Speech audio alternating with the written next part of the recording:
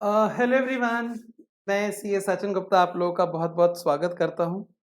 मैं उम्मीद करता हूं आप लोग अच्छे से हैं। मैं आपके साथ लाइव चैट कनेक्ट कर रहा हूं। यस।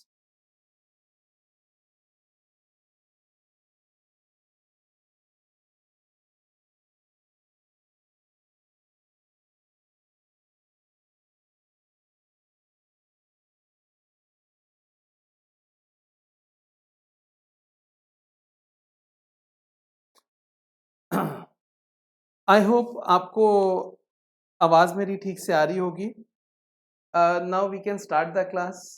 हमने आपके साथ इसके पहले 3 टॉपिक रिवाइज़ कर लिए हैं। एक है लीवरेज, एक डिविडेंड पॉलिसी, एक कैपिटल स्ट्रक्चर।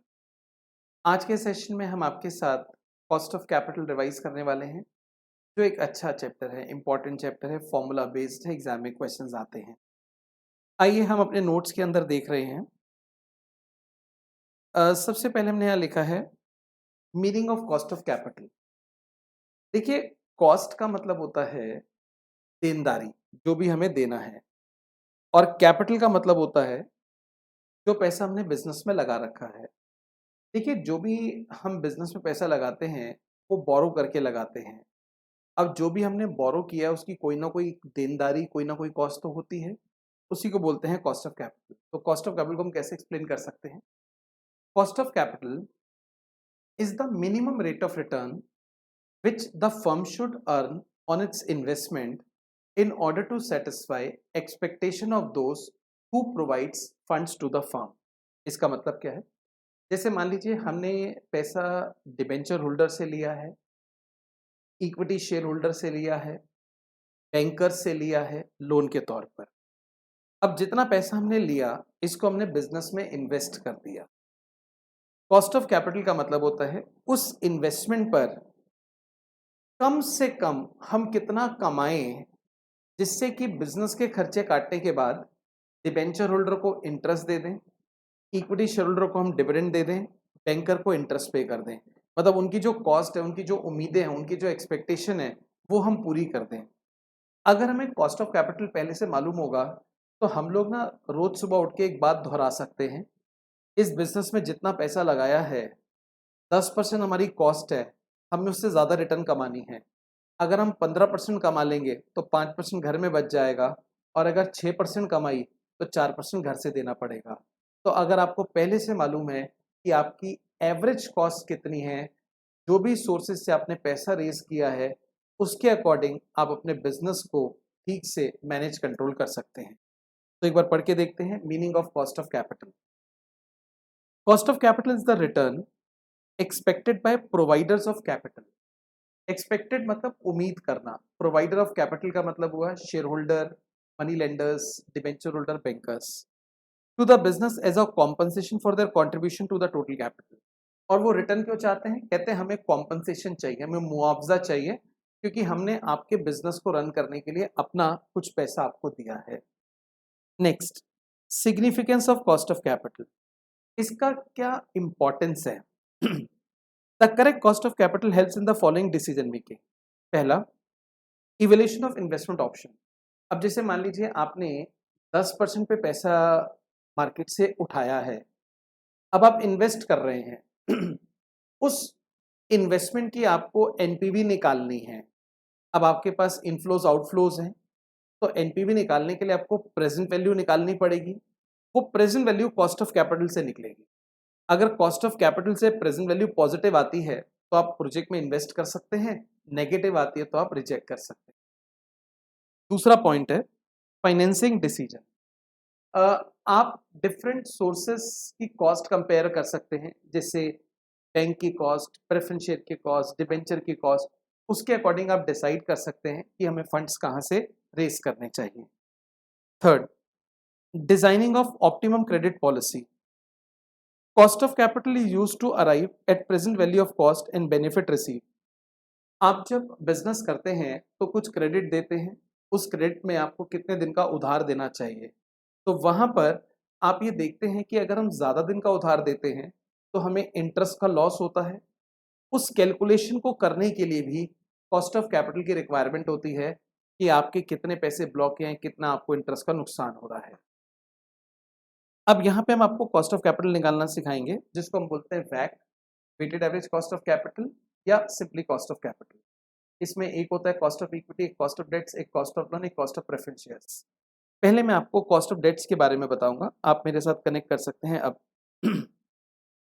देखिए,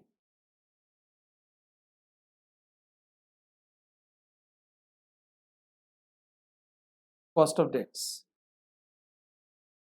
डेट्स दो प्रकार के होते हैं।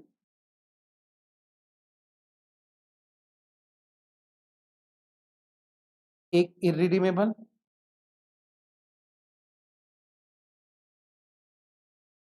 दूसरा रिडीमेबल। इरिडीमेबल का मतलब है कंपनी ने हम लोगों को, आपको, पब्लिक को डिबेंचर इशू। अब कंपनी कहती है हम आपको जिंदगी भर इंटरेस्ट देंगे लेकिन आपका पैसा कभी वापस नहीं करेंगे। ऐसे डेट्स को इरिडेबल डेट्स बोलते हैं। अब मेरे को समझ नहीं आता हम इसको पढ़ क्यों रहे हैं, क्योंकि अब नए कानून के हिसाब से कोई भी कंपनी इरिडीमेबल डेट्स इशू नहीं कर सकती। कंपनी ने डेट्स इशू करने तो रिडीमेबल ही कर सकती है, और उसमें भी मैक्सिमम पीरियड रहेगा 15 साल का। इरिडीमेबल डेट्स इशू नहीं हो सकते हैं। लेकिन मान लीजिए थोड़ी देर के लिए इरिडीमेबल डेट्स हैं और कंपनी से मैंने डिबेंचर्स ले लिए, उनको पैसा दे दिया।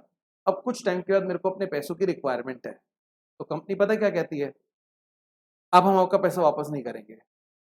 तो क्या मैं फंस गया क्या? नहीं, ऐसा नहीं है। अगर आपको पैसे चाहिए तो आप स्टॉक मार्केट में जाएं, वहां पे बहुत सारे बायर्स होते हैं, आप उनको बेच के अपना पैसा ले सकते हैं। इससे होगा क्या, अब अगले साल से कंपनी इंटरेस्ट उसको देना शुरू कर देगी, आपको नहीं देगी। एक तरह से इरिडीमेबल में आप कभी ये मत समझें कि आपके पैसे ब्लॉक हो गए, आपको वापस नहीं मिलेंगे।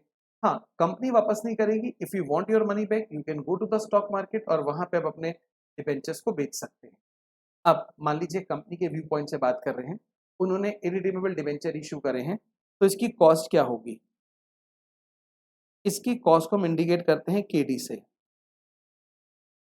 फॉर्मूला रहता है annual interest 1 minus T divide by net proceeds into 100। और नेट प्रोसीड्स का मतलब होता है डेट्स इशू करके कंपनी को कितने रुपए रिसीव हुए हैं।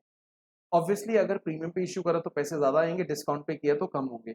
और अगर कोई फ्लोटेशन कॉस्ट है तो उसकी वजह से भी नेट प्रोसीड इम्पैक्ट करती है। अब जब रिडीमेबल की बात करेंगे तो रिडीमेबल कई तरह के होते हैं। पहला, सॉरी मैंने गलत बोल दिया, रिडीमेबल एक ही तरह के होते हैं और उसको निकालने के कई वेज होते हैं। पहला होता है अप्रोक्सीमेशन मेथड। अप्रोक्सीमेशन मेथड एक तो हो गया अप्रोक्सीमेशन मेथड। आगे लेके चलते हैं। एक होता है deep discount bond.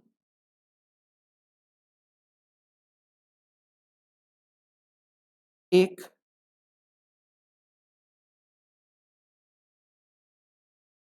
Amortisation of bond, YTM, yield to maturity. ये निकालने के कुछ तरीके होते हैं, इनको कैसे कैलकुलेट करते हैं किस तरह से, वो मैं आपको अब थोड़ी देर के बाद यहीं पे बताने वाला हूँ। बढ़ने से पहले एक छोटी सी बात करता हूँ, आप इसको किसी भी तरह से ले सकते हैं, एक जोक ले लें, कुछ ले लें। जो लड़के होते हैं उनको हैंडसम होना चाहिए, क्योंकि स्मार्ट तो फोन भी होते हैं। फोन आईफोन होना चाहिए, क्योंकि S1, S2, S3, S4 train के सेकंड क्लास के डब्बे होते हैं।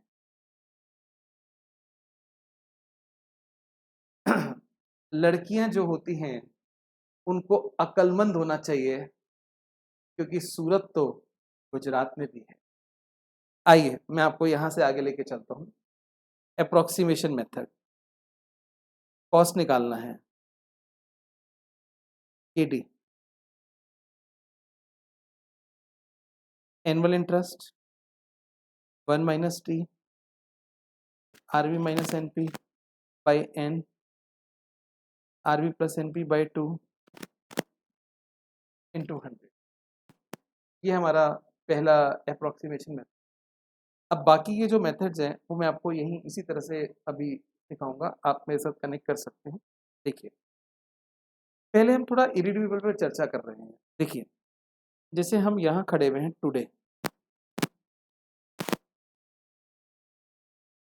हमने कहा 5 years बिफोर, 5 साल पहले डिबेंचर इशू किया गया था 100 रुपए पे, इंटरेस्ट था 10%,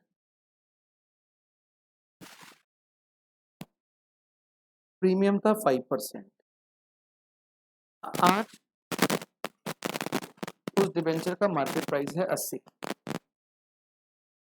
और टैक्स है 30%।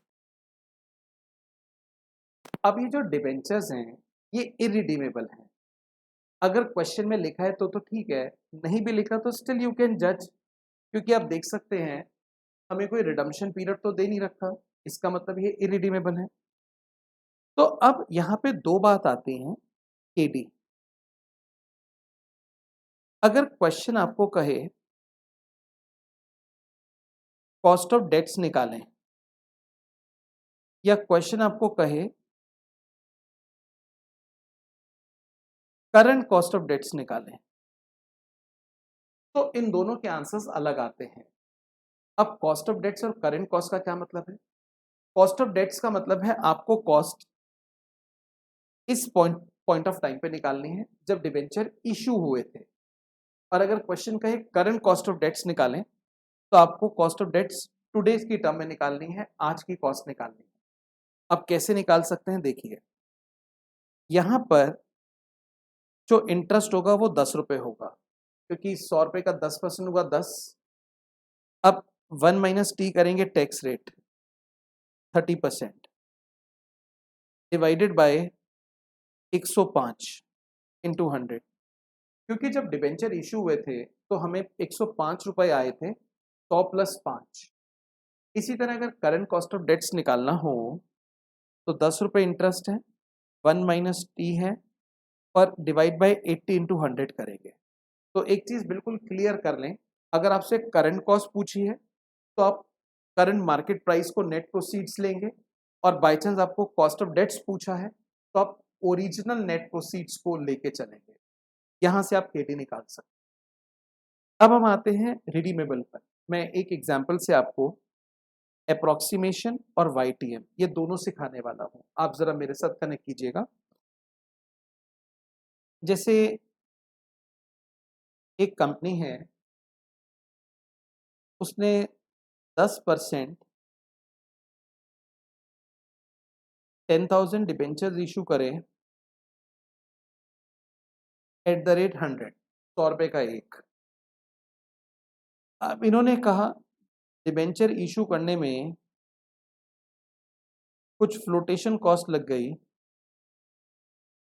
जो कि 5% है। इसके अलावा रिडीम करेंगे आफ्टर 5 years एट पार, और टैक्स है 30%। आप कॉस्ट ऑफ डेट्स निकाल के दिखाइए। मैं आपको कॉस्ट ऑफ डेट्स दोनों तरह से निकाल के दिखाऊंगा। पहले हम आपको प्रेजेंट वैल्यू मेथड या वाईटीएम मेथड से सिखा देते हैं। प्रेजेंट वैल्यू और वाईटीएम। देखिए, इसमें ईयर 0 में जब हम डिबेंचर इशू करते हैं तो कंपनी के एंगल से सोचिए, कंपनी के पास कितने रुपए आए। अब 100 रुपए का एक डिबेंचर है, हम एक डिबेंचर की कैलकुलेशन कर रहे हैं, 5% फ्लोटेशन कॉस्ट है, तो कंपनी के पास तो इशू प्राइस के तौर पे 95 रुपीज ही आए सर। अब इसके ऊपर कंपनी को 5 साल तक इंटरेस्ट देना पड़ेगा, लेकिन उस इंटरेस्ट पे टैक्स सेविंग होती रहेगी 1 माइनस टी। इंटरेस्ट का रेट 10% है, 10 रुपए का इंटरेस्ट बनेगा क्योंकि डिबेंचर का अमाउंट 100 रुपए है, तो माइनस का साइन क्योंकि इंटरेस्ट कंपनी के पास से जा रहा है, और टैक्स सेविंग के बाद जो नेट पड़ेगा वो -7 पड़ेगा। ईयर 5 में डिबेंचर रिडीम हो जाएंगे, पार पर हो रहे हैं और कंपनी को 100 रुपये वापस करने पड़ेंगे। अब हमें यहाँ पे कॉस्ट निकालनी है और कॉस्ट निकालने के लिए जो मेथड हम यूज करेंगे उसको आईआरआर मेथड, वाईटीएम मेथड या प्रेजेंट वैल्यू मेथड बोल सकते हैं। अब हम यहाँ पर किसी एक परसेंटेज से शुरू करेंगे। सवाल यह है कौन सी परसेंटेज लें। इसके लिए आप मेरी बात ध्यान से समझ सकते हैं कैसे परसेंटेज डिसाइड करते हैं। देखिए, डिबेंचर का इंटरेस्ट 10% है। सबसे पहले आप उसमें से टैक्स रेट माइनस करें। टैक्स रेट इज 30%, तो 10 का 30% हटा दें तो इफेक्टिव इंटरेस्ट 7% आ गया। अब आप यह देखें कि कंपनी को फायदा है कि नुकसान है। अगर नुकसान है तो कॉस्ट 7 से ज्यादा होगी, फायदा है तो 7 से कम होगी। यहाँ कंपनी को नुकसान है क्योंकि इशू करते हुए कंपनी के पास 95 आए हैं और रिडम्पशन पे कंपनी को 100 रुपये देने पड़ रहे हैं। आ रहे हैं कम, देना है ज्यादा, तो यहाँ कुछ नुकसान है। तो कॉस्ट 7 से ज्यादा होगी। You can take any percent above 7। स्टार्ट करने के लिए हम यहाँ पर 8% ले लेते हैं। अब 8% के पीवी फैक्टर और एन्युटीज कंसिडर करते हैं। ईयर 0 का तो होगा 1। अब मेरे पास कैलकुलेटर है, यहाँ 1 से लेके 5 साल है। मेरे को 5 साल की एन्युटी लेनी है। कैसे लेंगे देखिए, 1 डिवाइड बाय 1.08,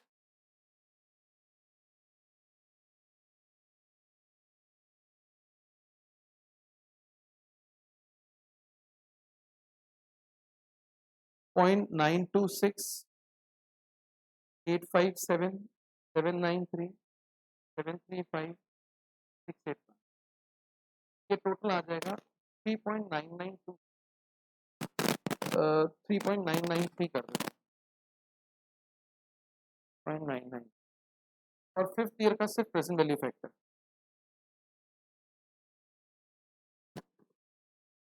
फिफ्थ ईयर का है 0.681। अब यहाँ से मल्टीप्लाई करके देखते हैं कितना। 95 इंटू 1, 7 इंटू 3.993, 100 इंटू 0.6। चेक करके देखते हैं कितना आंसर आता है।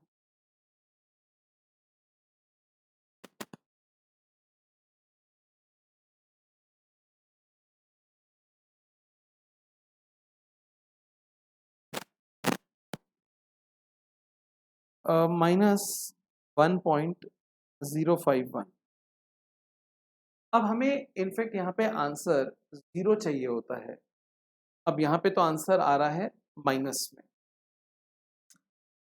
यानी कि अगर आंसर माइनस में आए तो आप जो रेट है वो कम लें, और अगर प्लस में आए तो रेट ज्यादा लें। इसको हम बोलते हैं एनपीवी एक तरह से। तो आप 8 की बजाय 7% पे लेके देखें।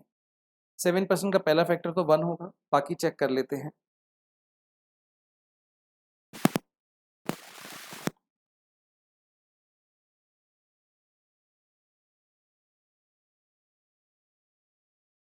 -4.1। इसको देखते हैं कितना आता है। 95 into 1 -7 into 4.1 -100 into 0.713।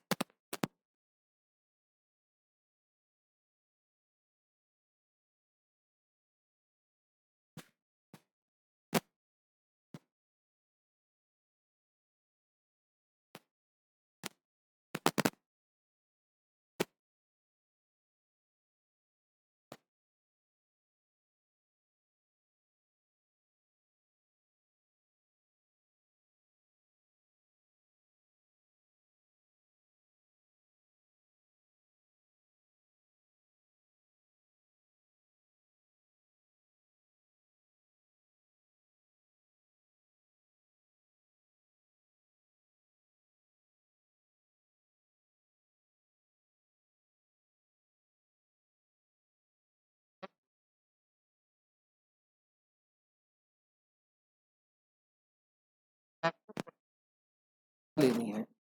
Let's take 9%। 9%।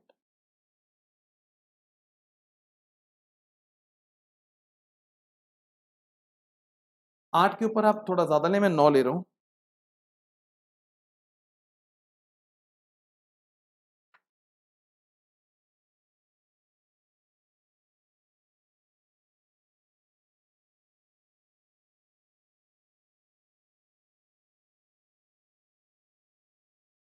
Three point eight nine. अब मल्टीप्लाई करके देखते हैं।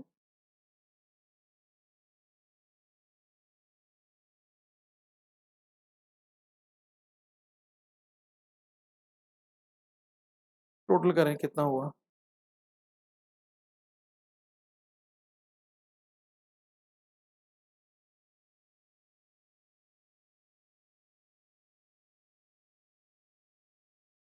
प्लस 2.77। ये आंसर आ रहा है। तो मैंने एक चीज थोड़ा गलत बोल दिया था, मैं उसको ठीक कर रहा हूँ। अगर आपका एनपीवी माइनस में है तो रेट आपको ज्यादा लेना है, और अगर प्लस में है तो रेट कम लेना है। अब यहाँ पे आप केडी का फॉर्मूला लगा सकते हैं। ये बेसिकली आईआरआर का फॉर्मूला है। Lower rate plus NPV lower rate से, एनपीवी लोअर रेट से, एनपीवी हायर रेट से, इनटू डिफरेंस इन रेट्स। अब यहाँ पे केडी लोअर रेट हमने 1% लिया था 8, एक लिया था 9। लोअर रेट इज 8, और लोअर रेट से एनपीवी कितना आया था? -1.051 डिवाइड बाय 1.051। हाई रेट से आ रहा है 2.77, डिफरेंस इन रेट है 1। अगर इसको सॉल्व करते हैं तो कितना आंसर आए वो देखते हैं।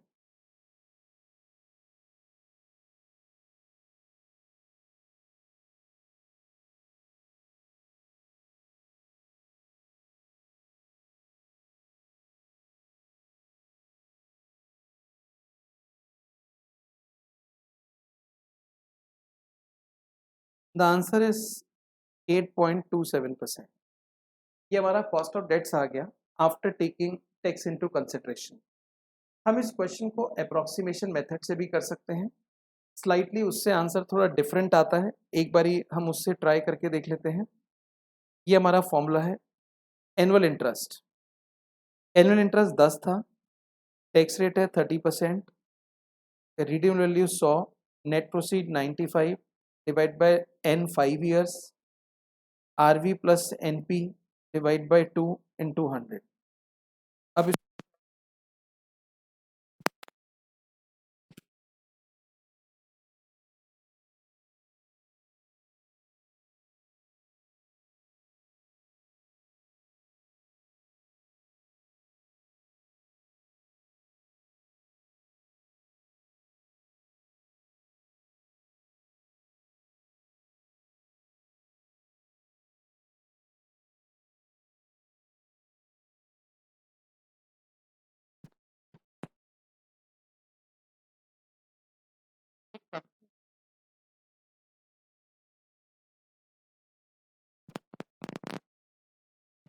ऑफ ₹1000 ईच,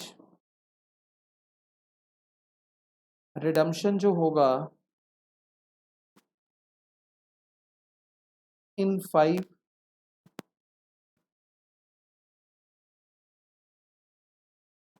इक्वल इंस्टॉलमेंट होगा। जो टैक्स है वो 30% है, और साथ में हम लोगों को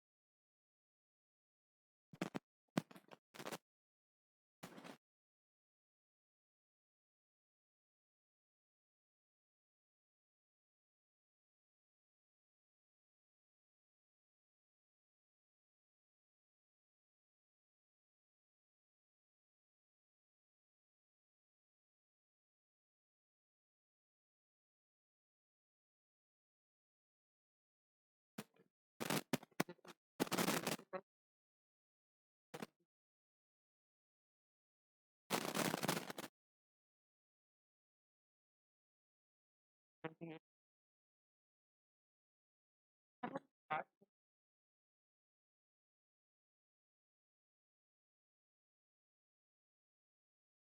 आज तक किताबों बचा 7 अगर हम 7% से शुरू करें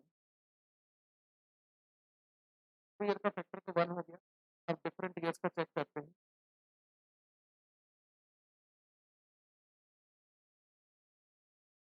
0.935 पर 0.873 0.816 0.76 0.71 आता है। मैं डायरेक्ट ही कर रहा हूँ और आ गया।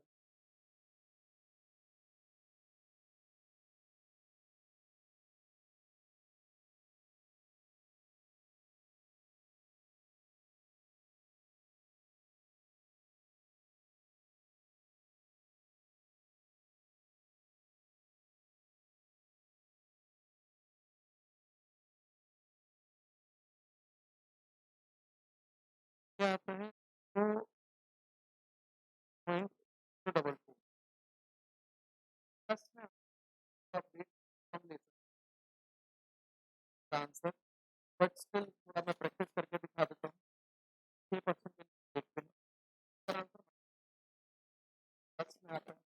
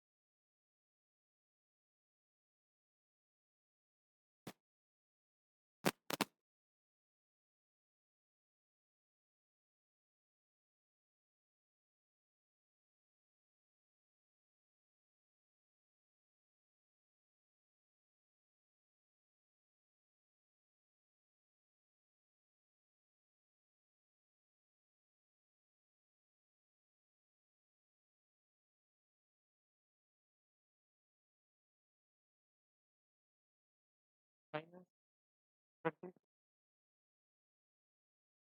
लगा rate rate rate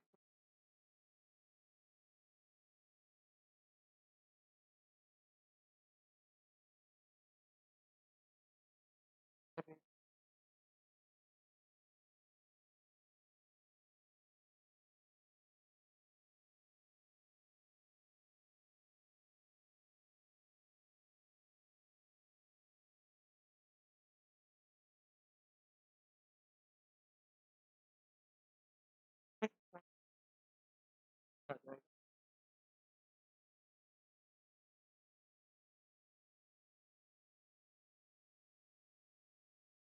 approx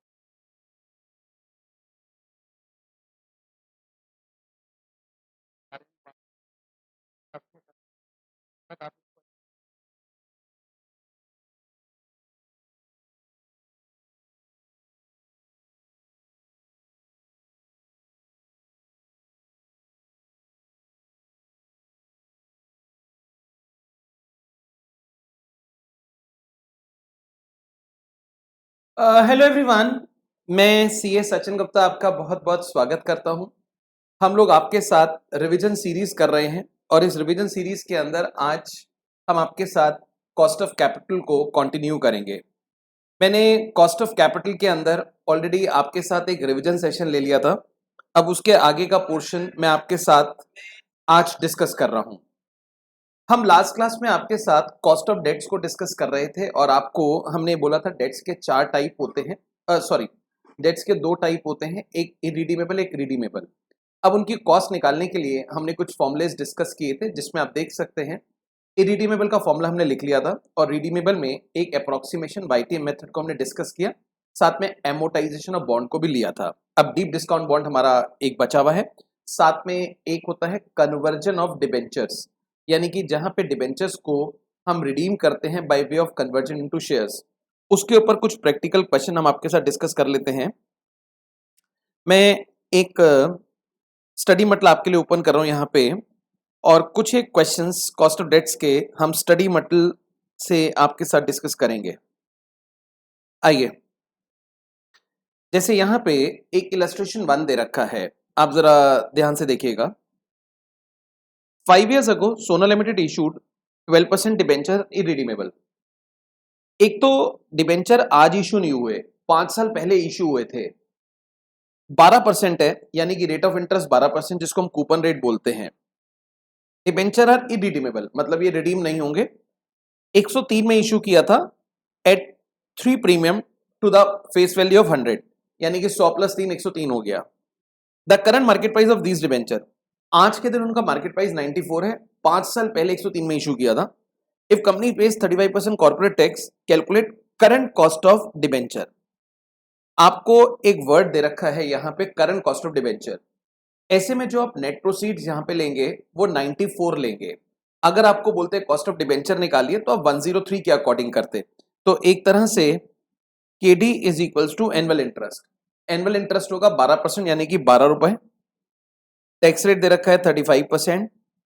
net proceed is 94 into 100। यहां से आप अपनी कैलकुलेशन कर सकते हैं। तो करंट कॉस्ट पूछा है, इसलिए हम आज की मार्केट प्राइस को नेट प्रोसीड मानेंगे। आगे चलते हैं यहां से। Illustration 2, a company issued 10,000 10% debenture of 100 each at a premium 10% on 1/4/23। 10% premium पे इशू हुआ है, टू बी मैच्योर्ड ऑन 1/4/28। अब आपको पहले काउंट करना पड़ेगा 1/4/23 से 1/4/28, यानी कि 1/4/23 से लेके 1/4/28 तक कितना ड्यूरेशन हो गया। अगर आप गिनेंगे तो ये 5 साल होता है, यानी कि redemption period is 5 years। The debenture will be redeem at par on maturity, redemption par पर होगा। Compute the cost of debenture assuming 35% tax rate. अब हमारा केडी का फॉर्मूला रहता है एनुअल इंटरेस्ट। अब 10% डिबेंचर है, मैं कैलकुलेशन एक सिंगल डिबेंचर की कर रहा हूं, यानी कि 100 रुपीज की। तो इंटरेस्ट हुआ 10, टैक्स रेट हुआ 35%, रिडीमेबल वैल्यू ये 100 रुपए है, नेट प्रोसीड होगा 110, लाइफ है 5 साल, 100 + 110 डिवाइड बाय 2 इंटू 100। यहां से आप अपना कॉस्ट ऑफ डिबेंचर्स निकाल सकते हैं। ये हमने आपको कैलकुलेशन रिडीमेबल डिबेंचर का बताया। अब इसको सॉल्व आप खुद से कर सकते हैं, मैं यहां से आगे लेके चलता हूं। अ कंपनी इशूड, इलस्ट्रेशन 3 है, 10,000 10% debenture of 100 each at par on 1/4/18 to be matured on 1/4/28। यहां से अगर आप देखेंगे 1/4/18 को इशू हुए थे और 1/4/28 को रिडीम होंगे, जो टोटल लाइफ है वो 10 साल है। The company wants to know cost of existing debts. ये कॉस्ट निकालना चाहते हैं एग्जिस्टिंग डेट्स की, लेकिन 1/4/23 को निकालना चाहते हैं। देखिए, 1/4/18 को डेट्स इशू हुए थे, ये उस टाइम कॉस्ट नहीं निकालना चाहते, ये कॉस्ट निकालना चाहते हैं 1/4/23 को। तो आप ये देखिए, अगर 1/4/23 को कॉस्ट निकाल रहे हैं तो यहां से डिबेंचर रिडीम होने में कितना टाइम बाकी है। 1/4/23 से 1/4/28, रिडम्पशन पीरियड इज 5 years।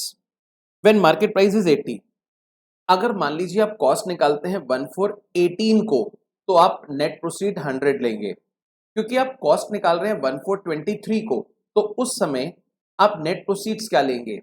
अगर उस दिन डिबेंचर इशू करते हैं तो कंपनी को कितने रुपए रिसीव होते हैं। अब मार्केट प्राइस से ज्यादा तो आप जानते हैं कंपनी डिबेंचर सेल ही नहीं कर सकती। तो अगर 1/4/23 को मार्केट प्राइस 80 रुपए है तो नेट प्रोसीड 80 काउंट की जाएगी। 35% टैक्स रेट है। अगर फॉर्मूले में इसको लगाएं और कैलकुलेशन एक ही डिबेंचर की करें तो इंटरेस्ट हो गया 10, टैक्स रेट हो गया 35%, आरवी रिडम्पशन पार पर, नेट प्रोसीड्स 80, लाइफ है 5 साल, 100 + 80 डिवाइड बाय 2 इंटू 100। अब ये जो हमने लाइफ 5 साल ली है, ये बेसिकली रिमेनिंग लाइफ होती है। अगर हम कैलकुलेशन 1/4/18 को कर रहे होते तो हम n को 10 साल लेते हैं, क्योंकि कैलकुलेशन हम 1/4/23 को कर रहे हैं, तो यहां से अब उसका यूजफुल रिमेनिंग लाइफ जो है वो 5 years बचा है। Illustration 4. Institutional Development Bank of India issued zero interest deep discount bond of face value 1 lakh, each issued at 2500, repayable after 25 years. Compute the cost of debts if there are no corporate tax. Deep discount bond के अंदर आप लोगों को interest नहीं मिलता, लेकिन ये debenture long time period के लिए इशू होते हैं और ये हैवी डिस्काउंट पे इशू होते हैं। जैसे आप देख सकते हैं 1 लाख जिसकी फेस वैल्यू है वो हमने 2500 रुपए का इशू किया है और इन्वेस्टर को बोला है 25 साल का टाइम ड्यूरेशन है। इसका मतलब कंपनी को 2500 रुपए अभी दो, 25 साल के बाद आपको 1 लाख रुपए रिडम्पशन पे मिलेगा। इस दौरान आपको किसी भी प्रकार का इंटरेस्ट नहीं दिया जाएगा। अब वो कहते हैं compute the cost of debts if there are no corporate tax. आप लोगों ने यहाँ पर एक कंपाउंडिंग इंटरेस्ट का कुछ फॉर्मूला कभी सीखा होगा, एग्जैक्टली वो चीज यहाँ पे लगेगी। कैसे? Future value is equals to present value 1 plus R power N. अब फ्यूचर वैल्यू है 1 लाख, जो प्रेजेंट वैल्यू है वो है 2500, आर है यहां पर, सॉरी आर हमें फाइंड आउट करना है और एन है 25 ईयर्स। अगर मैं इसको सॉल्व करता हूं तो 1 plus R power 25 is equals to 1 lakh को 2500 से डिवाइड करें 40। अब यहां पे आर कितना, ये एक हिट एंड ट्रायल मेथड होता है। आप आर को यहां पर कुछ प्रिज्यूम करके लिख सकते हैं, जैसे कि एक बार चेक करते हैं, लेट्स टेक कुछ भी आप ले सकते हैं। अगर हम 7% लेते हैं पावर 25 इज इक्वल टू 40, तो यहां से आप कोई वैल्यू चेक करें कितना आता है। मैं एक बार आपको इन्हीं का आंसर दिखाता हूं। ये खुद कहते हैं कि ट्रायल एंड एरर मेथड है।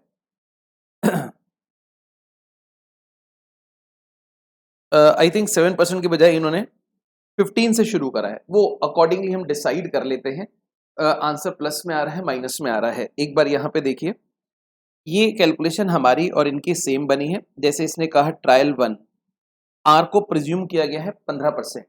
अब डीप डिस्काउंट बॉन्ड में एज सच कोई बेस नहीं है कि आप कितना आर लेंगे, you can start with any percentage, accordingly आप डिसाइड करते हैं। जैसे मैं आपको बताता हूँ कैसे डिसाइड होगा। अब यहाँ पे आर को 15% लिया गया है। अगर हम आर को 15% लेते हैं तो ये जो ब्रैकेट है इसको सॉल्व करके 32.99 आता है, 919।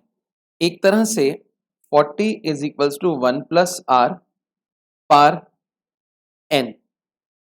40 is equals to 1 plus 15% power 25 साल। 40 इज इक्वल्स टू 32.919। अब आप इसको इस साइड ले जाके माइनस करें, इस साइड ले जाके माइनस करें, तो यहां पे हमारा जो आंसर आता है -7.081 आता है। अगर आपका आंसर माइनस में आ रहा है तो आप रेट ज्यादा लेंगे, अगर आपका आंसर माइनस में आ रहा है तो रेट ज्यादा लेंगे। तो इन्होंने क्या करा, 16% लिया। अब 16% से आंसर प्लस में आ गया। इसके बाद आप अपना आईआरआर वाला फॉर्मूला लगा सकते हैं जो हमने आपको वाईटीएम के अंदर सिखाया था। आप देख सकते हैं ये इन्होंने फॉर्मूला यहाँ पे लगा दिया है, lower rate plus NPV from lower rate divide by NPV from lower rate minus NPV from higher rate into difference in rates. Accordingly आप ये कैलकुलेशंस कर सकते हैं। अब एक एमोटाइजेशन ऑफ बॉन्ड के ऊपर है। RBML is proposing to sell 5-year bond of 5000 at 8% rate of interest per annum. 5 साल का बॉन्ड है, 8% इंटरेस्ट है और 5000 रुपए उसका फेस वैल्यू है। The bond amount will be amortise equally over life, और इसको इक्वल लाइफ में एमोटाइज करेंगे। Calculate the bond present value for an investor if he aspects minimum rate of return 6%। हमें बॉन्ड की प्रेजेंट वैल्यू बतानी है अगर 6% रिटर्न हम एक्सपेक्ट कर रहे हैं। ये थोड़ा डिफरेंट तरह का क्वेश्चन हो गया। एक तरह से इसमें हमें नेट प्रोसीड्स बतानी है, नेट प्रोसीड्स। अब देखिए, ईयर 1, 2, 3, 4, 5, 5 साल बॉन्ड का लाइफ है। अगर हम इसको इक्वली एमोटाइज करते हैं 5 साल में, तो 5000 रुपए को रीपे अगर करने जाएं तो every year we will repay 1000 rupees. तो ये 1000 हो गया, प्लस इंटरेस्ट। अब पहले साल हम 5,000 रुपए पे 8% इंटरेस्ट पे करेंगे। अगर हम 5,000 पे 8% इंटरेस्ट पे करें तो वो 400 रुपए होता है। अब 5,000 में से अगर हम 1,000 को रिडीम कर दें तो बचा कितना? 4,000। 4,000 पे 8% इंटरेस्ट अगर हम पे करें 320। अब हमने 1,000 और रीपे कर दिया, अब बचा 3,000। 3,000 पे 8% रीपे करें 240। इसके बाद अगर हम और 1,000 रीपे कर दें तो 2,000 पे 8% 1,600, सॉरी 160, एंड लास्ट इज 80। इसमें कोई टैक्स नहीं है। अगर टैक्स होता क्वेश्चन में तो हम इंटरेस्ट पे टैक्स सेविंग दे देते हैं। अब यहां पर हमारा आउटफ्लो हो रहा है 1,400, 1,320, 1,240, 1,160, 1,080। और क्वेश्चन ने कहा है कि हम 6% रिटर्न एक्सपेक्ट कर रहे हैं, तो 6% के फैक्टर से मल्टीप्लाई कर दें। जो आंसर आएगा उसको बोलेंगे value of debentures, present value of debentures.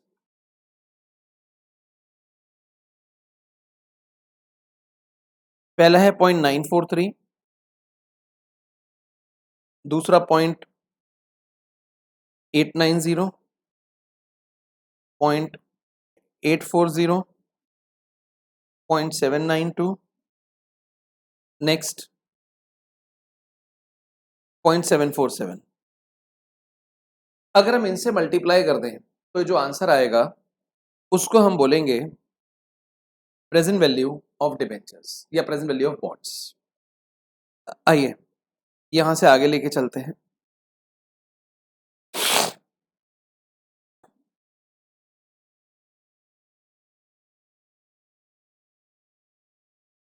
Cost of convertible debenture पे एक बहुत अच्छा प्रैक्टिकल क्वेश्चन है, वो आप यहां देख सकते हैं। ये एक्चुअली इलस्ट्रेशन तो नहीं है, एक एग्जाम्पल करके दे रखा है। A company issued 10,000 15% convertible debenture of 100 each with a maturity period of 5 years.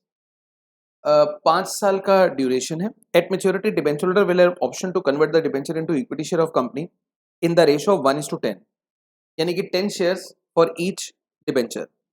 Current market price is 12 current. Historically, the growth rate of share is 5% per annum. Compute the cost of debenture assuming 35% tax rate. आपको cost of debenture बताना है। देखिए, जैसे हमने यहाँ पे debenture issue किया, इसकी फेस वैल्यू 100 है और हम डिबेंचर को रिडीम करेंगे यहाँ पर। जो इसका लाइफ है वो 5 ईयर्स है। डिबेंचर 100 रुपए का है और हम इसको 5 साल के बाद रिडीम करेंगे, और 5 साल के बाद जब रिडीम करेंगे तो हम इसको कन्वर्ट कर देंगे शेयर में।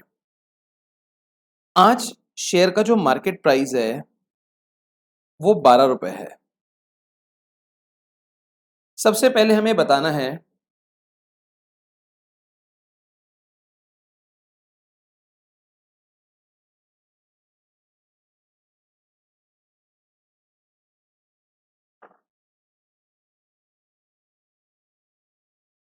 सबसे पहले आपने हमें बताना है 5 साल के बाद इनकी वैल्यू क्या होगी। जैसे 12 रुपए है तो आफ्टर 5 इयर्स इसका प्राइस क्या होगा। तो देखिए 12 1 प्लस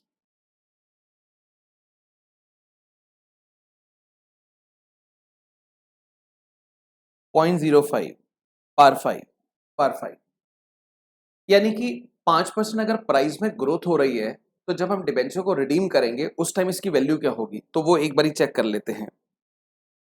1.05 इंटू 1.05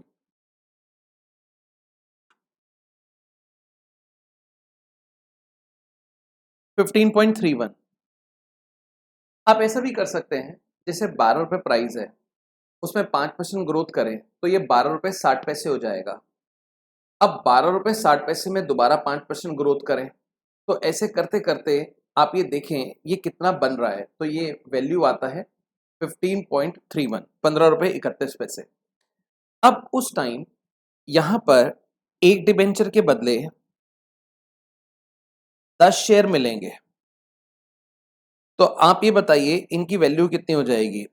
15.31 इंटू 10, 153.1। तो रिडम्पशन की जो वैल्यू होगी वो 153.1 होगी, क्योंकि हम 10 शेयर जब देंगे तो वो 10 शेयर का जो वैल्यू हो 153 रुपये 10 पैसे होगा।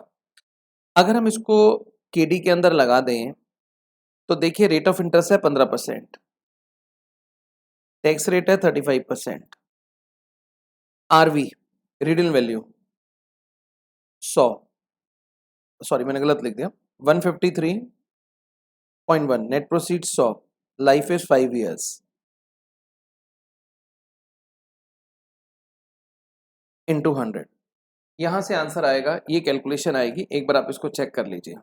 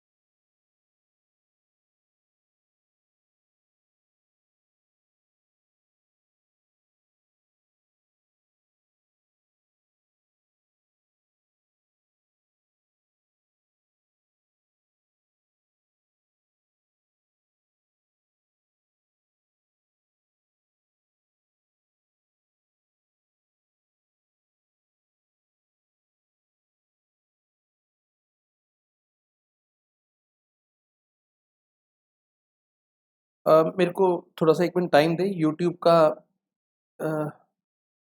जो मेरा चैट है, राइट इट्स वर्किंग। तो यहाँ तक अब इसको सॉल्व कर सकते हैं। मैंने आपको इस जगह कॉस्ट ऑफ डेट्स क्लियर कर दिया है। Now will come back again जहाँ पे हम कर रहे थे। आइए,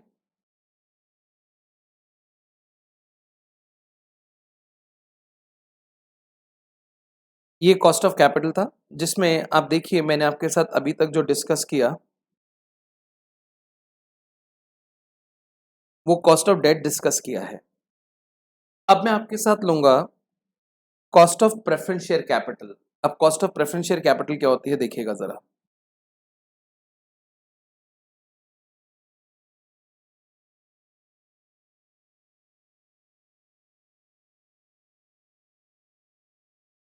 देखिए, cost of preference share capital, preference share भी डेट्स की तरह दो तरह के होते हैं। एक होता है इरिडीमेबल और एक होता है रिडीमेबल। अब इनके फॉर्मूले भी एकदम वही हैं जो डेट्स वाले हैं, बट जो बेसिक डिफरेंस है वो मैं आपको बताना चाहता हूं। देखिए, एक होता है डेट्स और एक होता है प्रेफरेंस शेयर कैपिटल। हम लोग डेट्स के ऊपर इंटरेस्ट पे करते हैं और प्रेफरेंस शेयर के ऊपर डिविडेंड पे करते हैं। यहाँ इंटरेस्ट पे हमें टैक्स सेविंग मिलती है और यहाँ किसी भी प्रकार की टैक्स सेविंग नहीं होती। अब आप फॉर्मूले को अकॉर्डिंगली डिजाइन कर सकते हैं। इंटरेस्ट की बजाय डिविडेंड लिख दें और 1 माइनस टी को रिमूव कर दें while computing cost of preference shares. बाकी भी प्रैक्टिकल हम फुल फ्लेज डिस्कस करेंगे, वहां इसको ले लेंगे। अब हमारा जो नेक्स्ट इसमें पॉइंट था वो है cost of equity.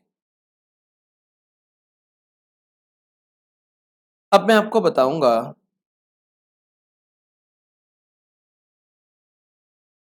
Cost of equity कैसे निकालते हैं।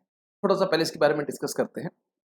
देखिए, जितनी भी कॉस्ट है ये हम ईयर बिगिनिंग में निकालते हैं। ईयर बिगिनिंग में इसलिए निकालते हैं, हमें पता हो कि जहां जहां से हमने पैसा लिया है उसकी कॉस्ट कितनी है। जैसे डेट्स की कॉस्ट कितनी है, प्रेफरेंस की कितनी है, इक्विटी की कितनी है। अब ये कॉस्ट निकाल के हम कर क्या लेते हैं, हम बिगिनिंग में ही एक ओवरऑल कॉस्ट निकाल लेते हैं और पूरे साल अपने आप को बोलते हैं भाई हमें इससे ज़्यादा कमाना है, इससे ज़्यादा कमाना है, एक हर्डल रेट है। अब इस कॉस्ट को निकालने में हमें कोई तकलीफ नहीं आती जब हम कॉस्ट ऑफ डेट्स निकालते हैं, क्योंकि हमें मालूम है कितने परसेंट इंटरेस्ट देना है, उस पर टैक्स सेविंग कितनी मिलनी है। प्रेफरेंस में कोई तकलीफ नहीं आती, कितना डिविडेंड कमिट किया हमें मालूम है, अकॉर्डिंगली निकाल लेते हैं। लेकिन कॉस्ट ऑफ इक्विटी में रियल लाइफ के अंदर हमें दिक्कत आती है साल के पहले दिन कॉस्ट निकालना, क्योंकि हमें पता ही नहीं होता कि हम इक्विटी वालों को कितना डिविडेंड देंगे। अब इक्विटी वालों को जो देते हैं वो तो रेजिडुअल प्रॉफिट पे डिपेंड करता है। अब हम कोई ज्योतिष ज्ञान तो रखते नहीं है कि हम इस साल कितना कमाएंगे और इस साल हम कितना डिविडेंड देंगे। तो यहाँ पे हम लोग क्या करते हैं, दो चीजों के बेस पे कॉस्ट निकालते हैं। एक, हमारा शेयर का मार्केट प्राइस क्या चल रहा है। दूसरा, शेयर होल्डर की एक्सपेक्टेशंस क्या है। अब जो मार्केट प्राइस ऑफ शेयर है वो तो हम करंट पकड़ लेते हैं, और शेयर होल्डर की एक्सपेक्टेशन हम कैसे पता लगाते हैं। हम शेयर होल्डर के पास जाके पूछते नहीं है भाई तुम क्या एक्सपेक्ट कर रहे हो। हम ये देखते हैं कि हमने पास्ट में उनको कितना डिविडेंड दिया है, उसके हिसाब से हम एक पैटर्न बनाते हैं और सोचते हैं कि वो इस टाइम क्या सोच रहा होगा, इस साल के आखिर में उसको कितना डिविडेंड मिलेगा। इसके बेसिस पे हम इक्विटी की कॉस्ट निकालते हैं। अब जैसे एग्जांपल के लिए दो कंपनीज को कंपेयर करते हैं। एक कंपनी का शेयर प्राइस बहुत मामूली सा है, गिरा गिराया सा शेयर प्राइस है, और एक का बहुत हाई शेयर प्राइस है, काफी उछाल उसके अंदर आया है। अब आप सोच के बताइए किस कंपनी का शेयर होल्डर ज्यादा डिविडेंड एक्सपेक्ट करेगा। ऑब्वियसली जिसका प्राइस ज्यादा है। सेकेंडली, मान लीजिए एक कंपनी ने पास्ट में कोई डिविडेंड दिया ही नहीं, या दिया है तो एक आध दो पैसे का डिविडेंड दिया है, और एक कंपनी भरपूर डिविडेंड दे रही है, उसमें बार बार ग्रोथ भी कर रही है। किस कंपनी की कॉस्ट ज्यादा होगी, किस कंपनी का शेयर होल्डर चाहेगा मेरे को इस बार डिविडेंड ज्यादा मिलेगा। ऑब्वियसली सेकंड कंपनी, जिसने भरपूर डिविडेंड दिया है पास्ट में और बहुत अच्छी ग्रोथ भी करी है। इसका मतलब यहाँ पे कॉस्ट ऑफ इक्विटी निकालने के लिए हम शेयर होल्डर की एक्सपेक्टेशंस और साथ में मार्केट प्राइस ऑफ शेयर को कंसिडर करते हैं, और उसके बेस पे ये सोचते हैं कि शेयर होल्डर क्या एक्सपेक्ट कर रहा होगा, और वही हमारी कॉस्ट ऑफ इक्विटी बन जाती है। इसके लिए हमारे पास एक मेथड होता है जिसको बोलते हैं डिविडेंड प्राइस मेथड। अब ये मेथड एक अजम्पशन पे बेस्ड है। ये मेथड ये कहता है, हम ये प्रिज्यूम करते हैं कि dividend year after year same रहेगा। तो यहाँ पे हम जो कॉस्ट निकालते हैं वो डी बाई पी इंटू 100 करके निकालते हैं। एक मेथड होता है dividend price plus growth method. Dividend price plus growth method, यहाँ पे हम प्रिज्यूम करते हैं डिविडेंड के अंदर ग्रोथ होगी, लेकिन ग्रोथ कांस्टेंट रेट पर होगी। पास में जो ग्रोथ हुई है और आगे जो ग्रोथ होगी वो कांस्टेंट रेट पर होगी। तो इसका मतलब d1 by P plus G into 100। एक होता है अर्निंग कैपेसिटी मेथड। यहां पे हम मार्केट प्राइस और डिविडेंड के बेस पे नहीं निकालते, बल्कि हम ये देखते हैं कि कंपनी की कमाने की शक्ति कितनी है, उनकी अर्निंग कैपेसिटी कितनी है। उसके हिसाब से हम यहां पे कॉस्ट निकालते हैं ई बाई पी इंटू 100। साथ में CAPM model, capital asset pricing model, ये कहता है risk free rate, return on market portfolio, risk free rate into beta. इसके अकॉर्डिंग हम कॉस्ट निकालते हैं। और एक लास्ट मेथड हो जाता है रियलाइज्ड यील्ड अप्रोच।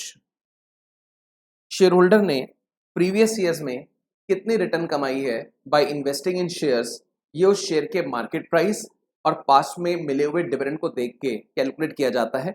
यानी कि डिविडेंड प्राइस में कितना ग्रोथ, कितना इंक्रीमेंट हुआ है, और साथ में कंपनी ने कितना डिविडेंड दिया है, उसके प्राइस पे रियलाइज यील्ड अप्रोच के अकॉर्डिंग हम कॉस्ट कैलकुलेट करते हैं। अब एक होता है कॉस्ट ऑफ रिटेन अर्निंग। अगर मैं आपको बताऊं, रिटेन अर्निंग की कोई कॉस्ट नहीं होती है। उसका रीजन है, ये कंपनी ने अपना खुद का प्रॉफिट बिजनेस में लगाया है। अब जब खुद का प्रॉफिट बिजनेस में लगाएंगे तो उसमें हमें किसी को कुछ देना तो नहीं है। जैसे डिबेंचर का पैसा लगाएंगे तो डिबेंचर होल्डर को इंटरेस्ट देना है, प्रेफरेंस का पैसा लगाएंगे तो प्रेफरेंशियल होल्डर को डिविडेंड देना है। अगर खुद का पैसा लगाएंगे तो कुछ देना नहीं है, बट फिर भी इसकी एक नोशनल कॉस्ट होती है।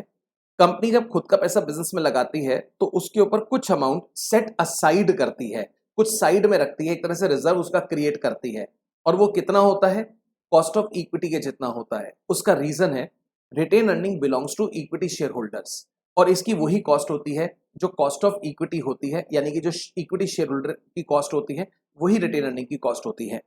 जब हम कॉस्ट ऑफ रिटेन अर्निंग निकालते हैं तो इसमें हम एक स्लाइड चेंज करते हैं। और चेंज क्या करते हैं, देखिए हम कोई प्रैक्टिकल क्वेश्चन कर रहे हैं, उसमें कॉस्ट ऑफ इक्विटी और कॉस्ट ऑफ रिटेन अर्निंग दोनों निकालना है। तो वहां पे हम जो कॉस्ट ऑफ इक्विटी निकालते हैं वो हम आमतौर पे कॉस्ट ऑफ न्यू इक्विटी निकालते हैं। यानी कि अगर कंपनी आज इश्यू करती है शेयर्स तो क्या कॉस्ट आएगी, और कॉस्ट ऑफ न्यू इक्विटी निकालते हुए हम लोग इन फॉर्मूलों में पी की बजाय नेट प्रोसीड्स लेते हैं, यानी कि आज अगर शेयर इशू करते हैं तो कंपनी को कितना रुपया आएगा, instead of P V take net proceeds, NP. लेकिन उन्हीं क्वेश्चंस में जब हम कॉस्ट ऑफ रिटेन अर्निंग निकालेंगे तो वहां पे हम पी लेके निकालेंगे, मार्केट प्राइस लेके निकालेंगे, नेट प्रोसीड के अकॉर्डिंग नहीं निकालेंगे। तो कुल मिला के अगर किसी क्वेश्चन में फ्लोटेशन कॉस्ट दे रखी है तो वहां पर कॉस्ट ऑफ इक्विटी और कॉस्ट ऑफ रिटेन अर्निंग अलग होगा, क्योंकि उन क्वेश्चंस के अंदर जो कॉस्ट ऑफ इक्विटी है वो फ्लोटेशन कॉस्ट कंसिडर करके निकाली जाएगी, और जिन क्वेश्चंस में फ्लोटेशन कॉस्ट नहीं है वहां पे ये दोनों चीजें सेम होंगी। आई होप आपको मेरी यहां तक बात समझ आ गई होगी। और एक छोटा सा इसमें पॉइंट और भी था, cost of loan. Cost of loan में इनफैक्ट कुछ भी नहीं करना होता, जो लोन का परसेंटेज है उस पर टैक्स सेविंग कर देते हैं और वहां से हमारे आंसर्स आ जाते हैं।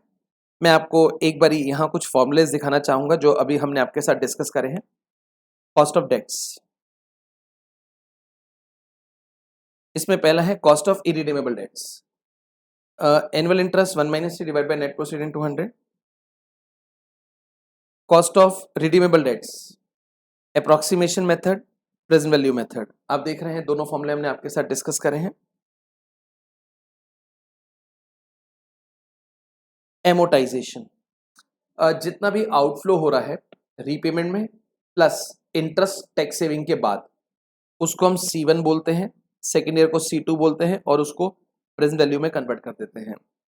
कन्वर्टेबल डिबेंचर में रिडीमेबल वैल्यू क्या होती है, जो भी उस टाइम शेयर्स की मार्केट वैल्यू होगी वो आरवी कहलाएगी। प्रेफरेंस शेयर्स, इसमें देखिए एकदम केडी वाला काम किया है, बस इंटरेस्ट की जगह डिविडेंड लिख दिया और 1 - t नहीं लगाया। Equity share, dividend price approach, earning capacity, growth approach, ये फॉर्मूले अभी मैंने आपके साथ डिस्कस किए। रियलाइज यील्ड को मैं प्रैक्टिकल क्वेश्चन से बता दूंगा, बाकी आप देख सकते हैं। प्राइस में चेंज और डिविडेंड, प्राइस में चेंज और डिविडेंड, और ये सीपीएम मॉडल हो गया। थोड़ा सा यहाँ सीपीएम की थ्योरी बताई गई, अनसिस्टमैटिक सिस्टमैटिक रिस्क, ये मैं आपको बताता हूँ क्या होता है। देखिए दो तरह के रिस्क होते हैं, एक आप उसको अवॉइड नहीं कर सकते, वो सभी एक ही तरह से एक्सपोज्ड हैं, जैसे कोई कंट्री रिस्क है, पॉलिटिकल रिस्क है। आप 10 जगह भी इन्वेस्ट करें तो सारी की सारी इन्वेस्टमेंट एक ही तरह से अफेक्ट होगी। एक होता है अनसिस्टमैटिक रिस्क, जो इंटरनल फैक्टर्स की वजह से अराइज होता है। कंपनी में इंटरनल कुछ इश्यूज चल रहे हैं या इंटरनल प्रॉब्लम है उस पर्टिकुलर कंपनी के अंदर, तो वहां से आपको जो नुकसान होता है उसको हम अनसिस्टमैटिक रिस्क बोलते हैं। This can be avoided by diversification, instead of investing in one company आप वेरियस कंपनी में पैसा इन्वेस्ट कर सकते हैं। तो ये एक हमारा ओवरव्यू था कॉस्ट ऑफ कैपिटल पे, बट इसके ऊपर हमारे पास अच्छे बहुत प्रैक्टिकल क्वेश्चंस हैं, वो आप यहाँ देख रहे हैं। इन क्वेश्चंस को मैं अपने आने वाले सेशन में, यानी कि कल की जो लाइव क्लास होगी इवनिंग में, उसके अंदर कवर कराऊंगा। आज संडे है, मैं थोड़ा जल्दी इस क्लास को वाइंड अप कर रहा हूँ। I will do revision tomorrow in the evening at our usual same time. ठीक, चलिए आज के लिए इतना ही। Thank you very much, take care.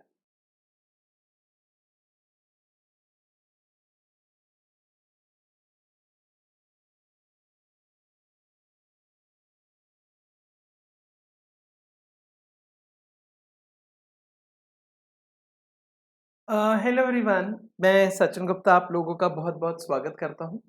हम लोग आपके साथ कॉस्ट ऑफ कैपिटल कर रहे थे, जिसमें हमने आपके साथ इंडिविजुअल सोर्सेज की कॉस्ट निकालना सीख लिया था।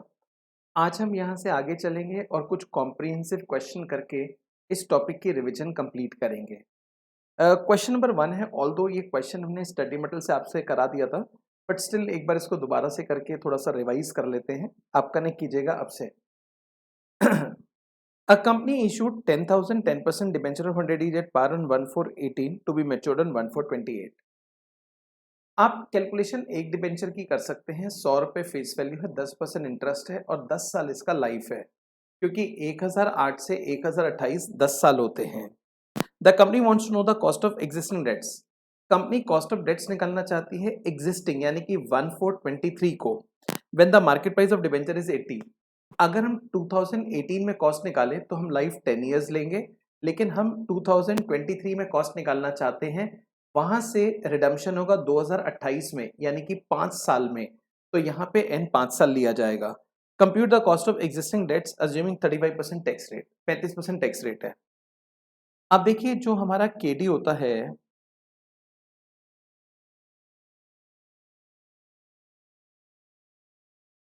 उसका फॉर्मूला रहता है annual interest 1 minus T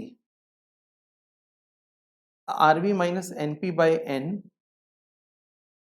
whole divided by RV plus NP by 2 into 100। अब फेस वैल्यू 100 रुपए है, 100 रुपए पे 10% अगर निकालें तो इंटरेस्ट बनता है 10 रुपए,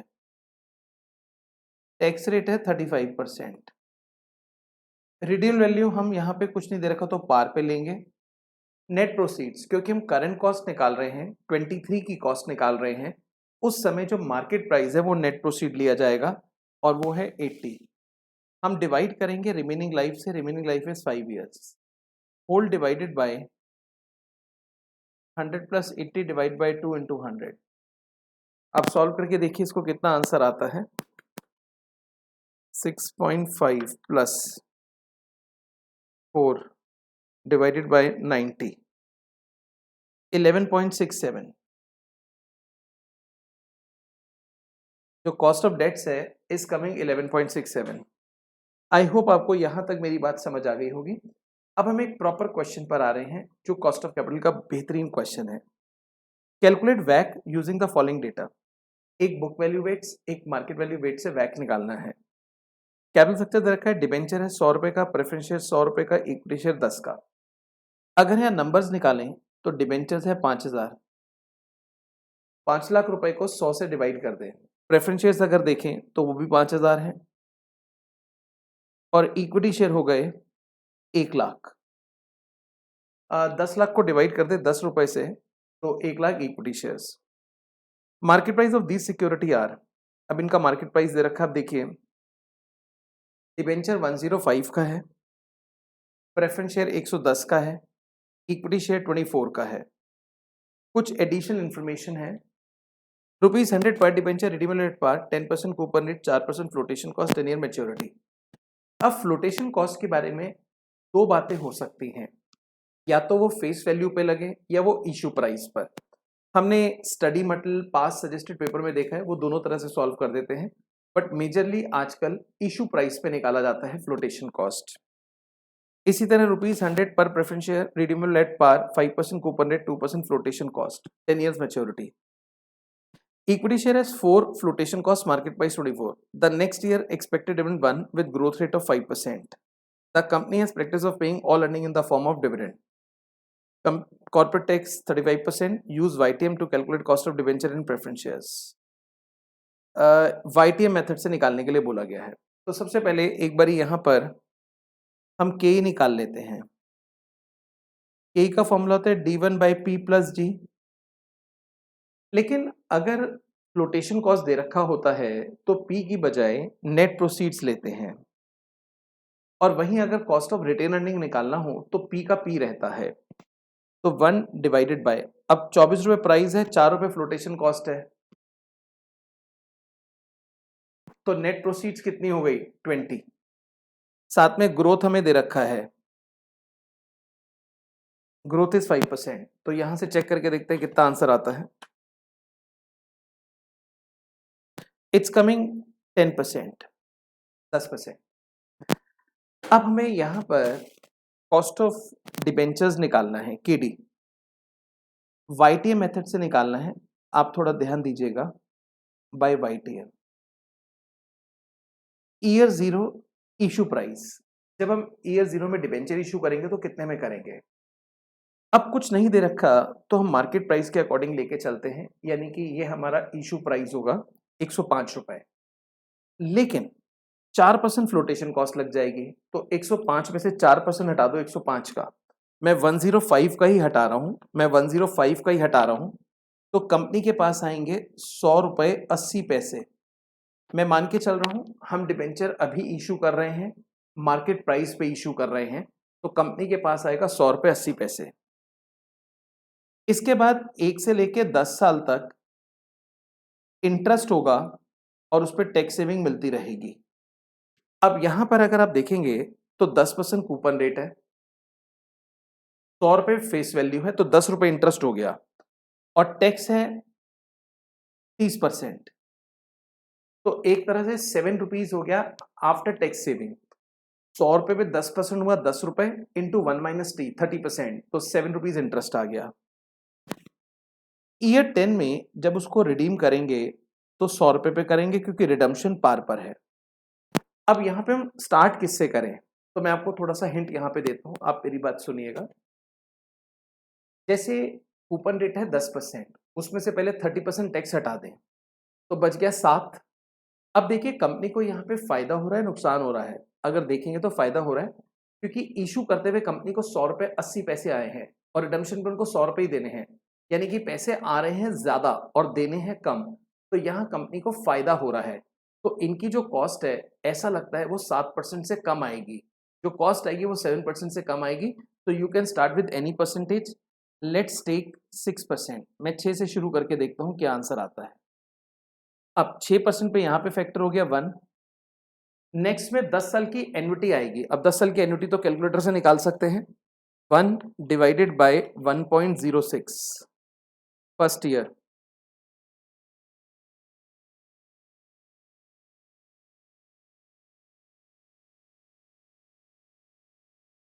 टेंथ ईयर का है 0.558 और एग्रीगेट आ गया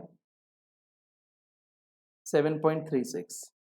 अगर हम मल्टीप्लाई करके देखें तो कितना आता है, 100.8 इंटू 1, 7 इंटू 7.36, 100 इंटू 0.558, ये आता है माइनस 6.52। अगर आंसर माइनस में आए तो आपको रेट ज्यादा लेना है और प्लस में आए तो रेट कम लेना है। अब ज्यादा में वी कैन टेक 7%। अब जीरो पीरियड का तो 1 ही फैक्टर होता है, 7% पे निकालता हूँ। 1 डिवाइड बाय 1.07, ये फर्स्ट ईयर का आ गया। अब ऐसे 10 साल का टोटल करना है।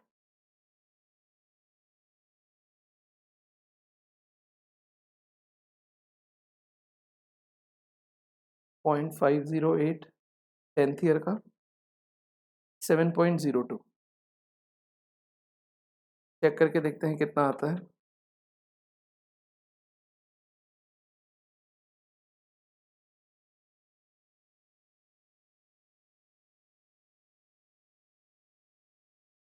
जीरो 0.86। हमें ऐसे ही करना होता है, एक हमें प्लस में आ जाए और एक माइनस में आ जाए। अब एक आंसर प्लस में एक माइनस में है, अपना केडी का फॉर्मूला लगा देंगे। लोअर रेट है 6 प्लस लोअर रेट से NPV divided by lower rate से एनपीवी माइनस हाई रेट से NPV into difference in rates. तो चेक करते हैं कितना आंसर आता है।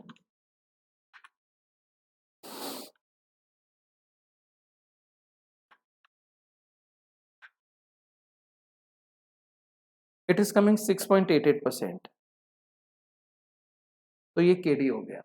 ये हमने निकाला है वाईटीएम मेथड से। ऐसे ही प्रेफरेंस शेयर्स में वाईटीएम मेथड लगेगा। प्रेफरेंस शेयर के लिए हमें दे रखा है क्वेश्चन में 100 रुपए का प्रेफरेंस शेयर है, पार पे रिडीम होगा, 5% कूपन रेट है, 2% फ्लोटेशन कॉस्ट, 10 ईयर्स मैच्योरिटी। अब 110 रुपए का प्रेफरेंस शेयर है, 110 का, अब 2% फ्लोटेशन कॉस्ट है, ईयर 0, इशू प्राइस पे कितना आएगा, 110 का 2% हटा दो तो यहां पर आएगा 107.8। ये इनको मिलेगा 107.8। अब ईयर 1 से लेके 10 तक डिविडेंड देंगे। ईयर 1 से लेके 10 तक डिविडेंड लगेगा और डिविडेंड कितना होगा 5%। 100 पे 5% हुआ 5 और रिडीम कर देंगे ईयर 10 में 100 रुपए पर। अब यहां पे हम देखते हैं स्टार्ट किस परसेंटेज से करें। अब देखिए जो प्रेफरेंस का डिविडेंड है वो 5% है। अब इसमें टैक्स तो कुछ नहीं लेंगे। कंपनी को बेनिफिट हो रहा है या लॉस हो रहा है, बेनिफिट हो रहा है क्योंकि कंपनी को इश्यू करके 107 रुपए 80 पैसे आ रहे हैं। जबकि उनको रिडम्पशन पे देना कितना है, मात्र 100 रुपए। तो इसका मतलब कंपनी को यहाँ पे फायदा हो रहा है। तो ऐसे में जो कॉस्ट आएगी वो 5 से भी कम आएगी। तो you can start with any percentage. Let's take 4% start करने के लिए। ये तो हो गया 1। अब 4% की एन्युटी लेंगे।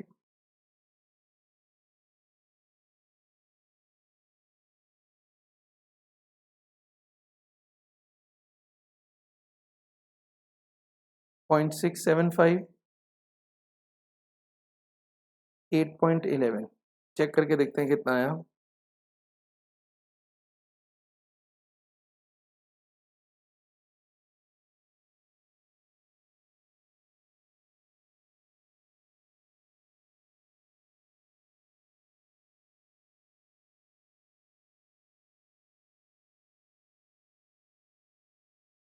ठीक।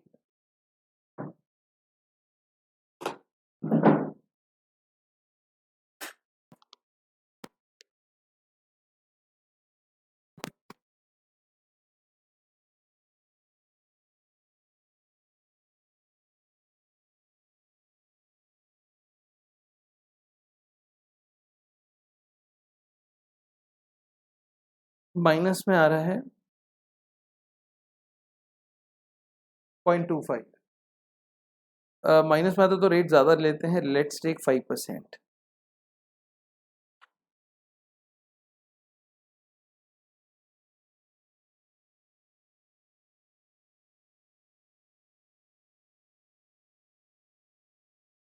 .614,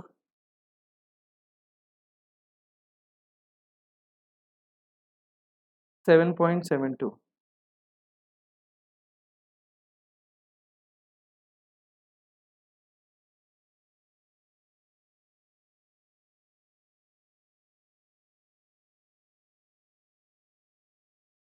.8।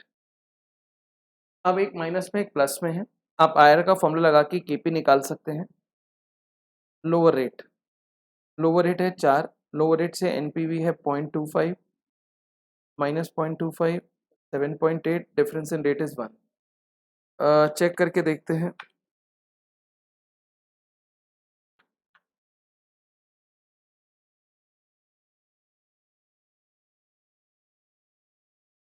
uh, 4.03%। ये हमारा केपी निकल गया। अब जब केपी तैयार है तो आप ओवरऑल कॉस्ट ऑफ कैपिटल निकाल सकते हैं। देखिएगा जरा। सोर्सेस, सोर्सेज में हमारे पास डेट्स है, प्रेफरेंस शेयर कैपिटल है और इक्विटी शेयर कैपिटल है। ये कैलकुलेशन हम बुक वैल्यू वेट से कर रहे हैं। अगर मैं बुक वैल्यू वेट्स का यहाँ पे अमाउंट लिखता हूँ तो वो है 5 लाख, 5 लाख, 10 लाख, टोटल हो गया 20 लाख। अब यहाँ पे वेट्स निकालते हैं। 5 लाख जो है वो 20 लाख का कितने परसेंट है, 25%। ये भी 25% और ये 50%। अब कॉस्ट ऑलरेडी निकाल रखी है। डिवेंचर की कॉस्ट है 6.88, प्रेफरेंस की कॉस्ट है 4.03 और इक्विटी की कॉस्ट है 10। देखिए आपने क्योंकि वेट्स को डेसिमल में निकाल लिया है तो कॉस्ट को डेसिमल में कन्वर्ट करने की जरूरत नहीं है, उनको एज इट इज रख दें। W इंटू के 0.25 इंटू 0.688, 0.25 इंटू 4.03, 0.5 इंटू 10। ये जो आंसर आएगा this will be the total of वैक, weighted average cost of capital. Check करके देखते हैं कितना। 6.88।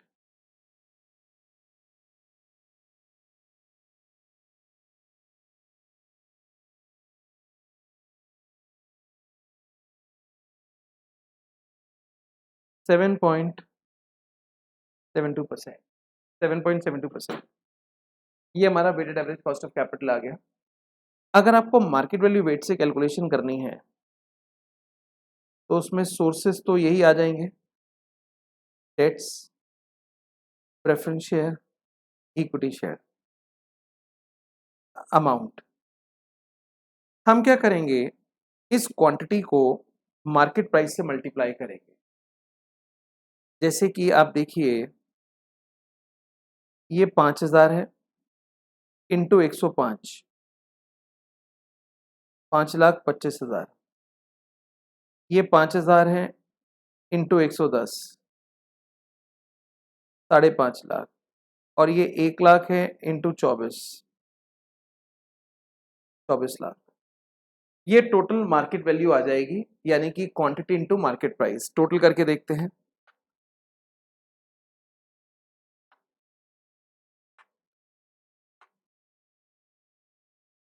$34.75। अब यहां से वेट्स, कॉस्ट, W इंटू के निकालेंगे।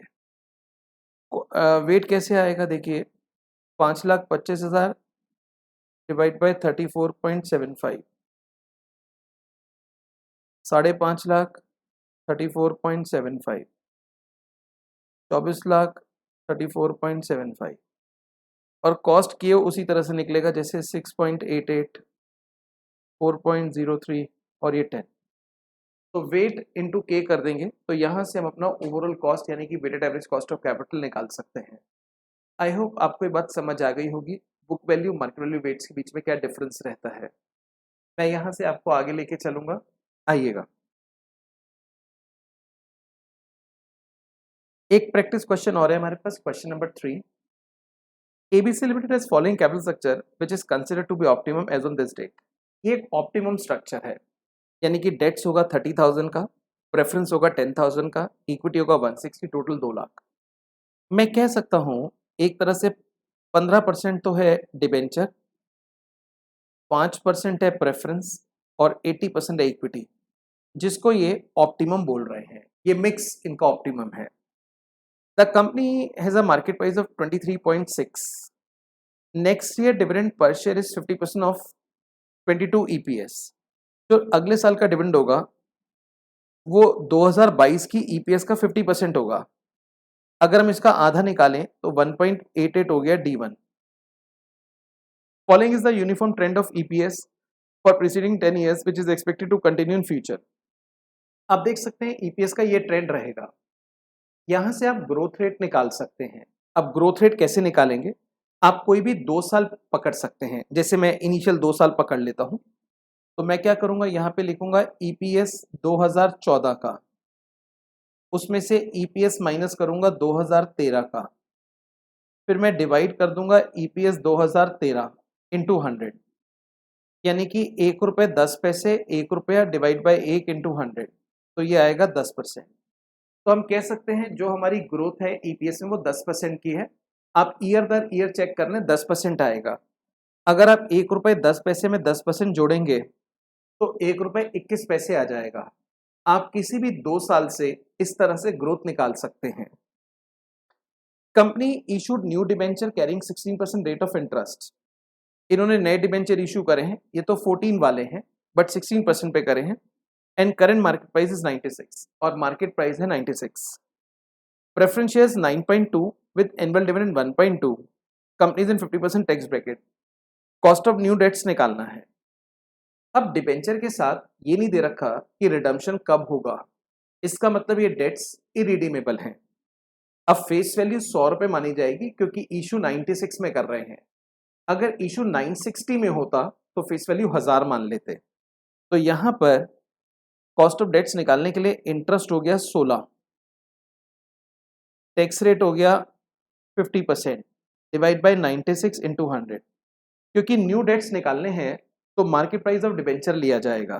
तो चेक करके देखते हैं, 8/96, कॉस्ट ऑफ न्यू डेट्स आ गया 8.33, इफेक्टिव रेट इज 8.33। अब cost of new preference shares, ₹1.10 dividend है और इशू करेंगे ₹9.20 का इंटू 100, ये भी इरिडीमेबल है। Annual dividend divide by net proceeds into 100, ये आ जाएगा 11.96%, 11.96। Cost of new equity assuming new equity from retain earning, हमें न्यू इक्विटी निकालना है। अब इसने बोला new equity from retain earning, यानी कि नेट प्रोसीड नहीं लेना, यहां पर आपको प्राइस लेना है, D1 बाई पी प्लस जी, 1 रुपये 18 पैसे डिविडेंड है, 23 रुपये 60 पैसे प्राइस है और ग्रोथ रेट है 10%। तो यहां से चेक करते हैं 1.18 23.6 प्लस 10%, ये आ जाएगा 15%। ये कैलकुलेशन हो गई। इसके बाद क्वेश्चन कहता है calculate marginal cost of capital when no new shares are issued. Marginal cost का मतलब होता है एडिशनल कॉस्ट। एडिशनल मतलब जो भी हमारे पास फंड्स हैं उसके ऊपर अगर हम कुछ भी रेस करें। अब आप देखिए हमें दे रखा है डिबेंचर, प्रेफरेंस, इक्विटी। अब मार्जिनल कॉस्ट के लिए हमें अमाउंट देना चाहिए, यानी कि 2 लाख रुपए ऑलरेडी इनके पास है। अब 2 लाख के ऊपर कितना और रेस करना चाहते हैं। अगर ये अमाउंट ना भी बताएं तब भी हम इस सवाल को सॉल्व कर सकते हैं, क्योंकि हमने चेक किया था जो वेट है, कोई भी अमाउंट ये लें उसमें 15% डिबेंचर होंगे, 5% प्रेफरेंस शेयर होगा, 80% इक्विटी होगा। तो अमाउंट नहीं भी है तो वेट तो हमारे ऑटोमेटिक है। और कॉस्ट हमें मालूम है, डिबेंचर की 8.33 है, प्रेफरेंस की 11.96 है और इक्विटी की 15 है। अगर हम इसको मल्टीप्लाई कर दें तो यहां से हम कैलकुलेशंस कर सकते हैं वैक की। ये हमारा मार्जिन, सॉरी वैक नहीं, मैंने गलत बोल दिया, MCC marginal cost of capital आ जाएगा। चेक करके देखते हैं।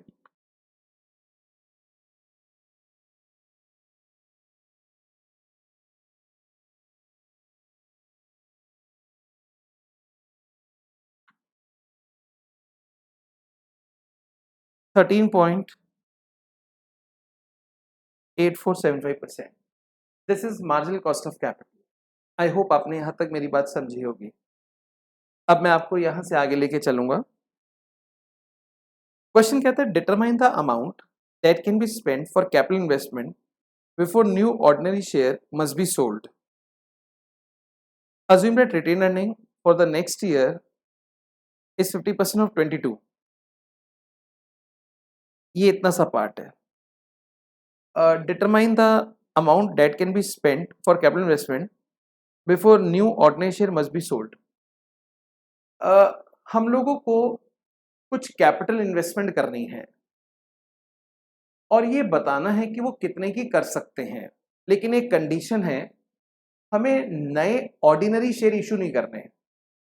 अब जब नए ऑर्डिनरी शेयर इशू नहीं करने, इसका मतलब इक्विटी शेयर इशू नहीं करने, बट प्रेफरेंस शेयर्स और डिबेंचर इशू कर सकते हैं।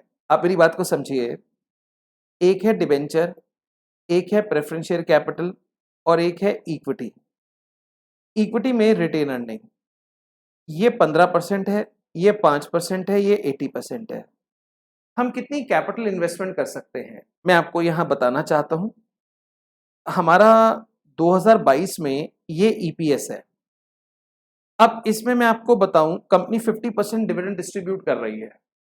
जब 50% डिविडेंड डिस्ट्रीब्यूट कर रही है तो 50% कंपनी अपने पास भी रख रही है और इनके पास शेयर है 10,000 इंटू 1.18। अगर आप देखेंगे तो रिटेन अर्निंग 11,800 की हो गई। इसका मतलब कंपनी के पास इन्वेस्टमेंट करने के लिए 11,800 रुपए तो रिटेन अर्निंग के तौर पर है और शेयर इशू कर नहीं सकते। लेकिन मैं आपको बताना चाहता हूं, ये लोग डिबेंचर और प्रेफरेंस शेयर इशू कर लेंगे तो 11,800 जो है वो 80% है। तो 100% कितना हुआ? 14,750। ये लोग इतनी इन्वेस्टमेंट कर सकते हैं, ये लोग इतनी इन्वेस्टमेंट कर सकते हैं नए शेयर इशू करे बगैर। मैं आपको बताना चाहता हूं 14,750 इंटू 15%। इसके लिए आपको डिबेंचर इशू करने पड़ेंगे 14,750 इंटू 5%। इसके लिए प्रेफरेंस शेयर इशू करने पड़ेंगे और 11,800 तो आपके पास है ही है। इसका मतलब आपको कोई शेयर इशू नहीं करना, उसके बावजूद भी आप 14,750 की इन्वेस्टमेंट कर सकते हैं। Last part, compute marginal cost of capital when fund exceed the amount calculated in C assuming new equity share is 20। Question कहता है मान लीजिए आपको 14,750 से अधिक की रिक्वायरमेंट है, तो अब दोबारा से मार्जिनल कॉस्ट निकालिए। देखिए डेट्स, प्रेफरेंस शेयर, इक्विटी, ये 15% होगा, ये 5% और ये 80%। इनकी कॉस्ट तो मालूम है। आप एक बारी के को दोबारा से निकाल लें, जैसे D1 अब प्राइस बदल के 20 रुपए हो रहा है प्लस जी चेक करते हैं 1.18 डिवाइड बाय 20 प्लस 1 15.9 तो इक्विटी शेयर की जो कॉस्ट है वो 15.9% हो जाएगी। अकॉर्डिंगली अब आप यहां से मार्जिनल कॉस्ट निकाल सकते हैं, rest everything will be same. ये कुछ क्वेश्चंस थे, अब आप अपने लेवल पे इसको प्रैक्टिस कर सकते हैं। मैंने आपको अपनी तरफ से कॉस्ट ऑफ कैपिटल कंप्लीट करा दिया है। आप अच्छे से रिवाइज करें, जो आपके डाउट्स हो वो मेरे से आप पूछ सकते हैं नेक्स्ट क्लास के अंदर। और नेक्स्ट सेशन में हम एफएम का अब एक नया चैप्टर स्टार्ट करेंगे रिवीजन के अंदर। आज के लिए इतना ही। आप लोगों का बहुत बहुत धन्यवाद। आप अच्छे से मेहनत कीजिए। नेक्स्ट क्लास यानी कि कल न्यू टॉपिक हम आपको रिवाइज कराने वाले हैं। Thank you very much.